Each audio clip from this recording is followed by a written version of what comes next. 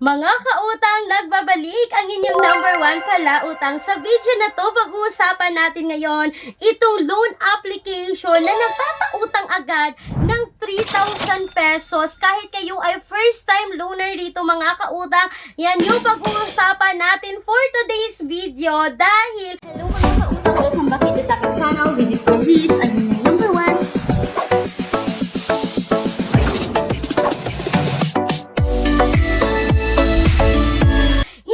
Bago itong loan application na to, but may malaking pinagbago talaga yung loan application na to mga kautang. Yan yung pag-uusapan natin ngayon at ibabahagi ko sa inyo kung magkano nga ba talaga yung ma-receive mo rito sa 3,000, kailan siya babayaran at kung may tinatagong charges ba yung loan application na to. At yes mga kautang, makikita po ito sa Google Play Store or sa App Store. So ibig sabihin kailangan yung i-install, kailangan nyo itong i-download. As usual, kailangan nilang i-access yung phones natin. Ang hihingi sila ng permission na makita yung mga contact list natin.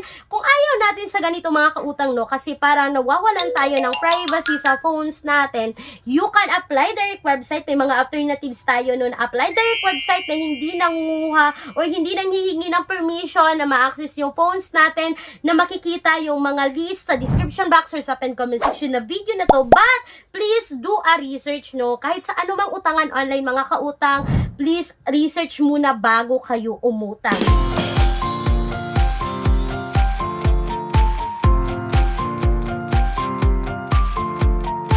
So, itong pag-uusapan natin mga kautang is nakasec registered under the Lesiang Lending Investors and Trading Corporation.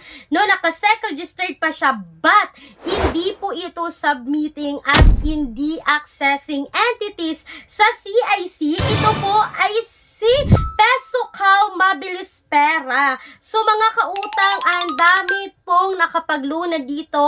Ito po ay hindi ganito yung logo. I think nasa blue yung logo niya. But ngayon mga kautang, nasa green na siya. Bagong-bago yung design ng logo niya. At sabi dito ng isang commenter noong May 14, 2025 mga kautang, na this is loan shark.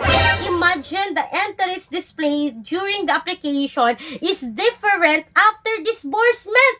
I applied 3,000 and I received 2,400, which is okay because nakita niya doon sa application is babayaran niya raw ng 2 weeks sa halagang 3,200. So, para sa kanya, para sa borrower dito is okay lang kasi 2 weeks siya, tas 3,200.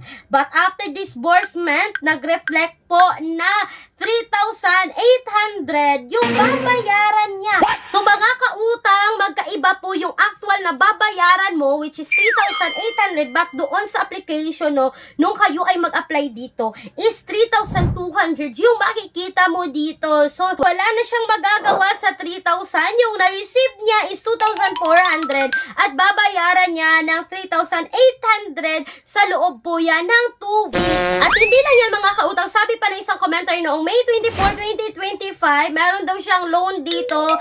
Kinabukasan pa raw yung due date niya, naka-receive na siya ng maraming text. At kapag hindi raw siya magbayad, is ipopost daw yung pictures na at yung information niya sa lahat ng mga groups, yung mga Facebook groups, buy and sell groups mga kautang. So, nakakatakot pala si Pesocal. At ito pa mga kautang, sabi ng isang commenter noong May 26, 2025, same po sa nabasa ko kanina, nasa 3,204 yung na-receive niya at babayaran ng 3,800 sa loob ng 2 weeks. So, hindi siya literal na 7 days talaga mga kautang kagaya ng other loan application, 2 weeks siya, but ang laki pa rin po ng interest rate. Sabi ng isang commenter noong June 3, 2025, this month lang yan mga kautang, sabi na, ingat po kayo, nagre-loan ako last Sunday, na-approve naman po ako, pero walang dumating na pera sa GCash. Ngayon, may babayaran ako 2,800 sa app nila.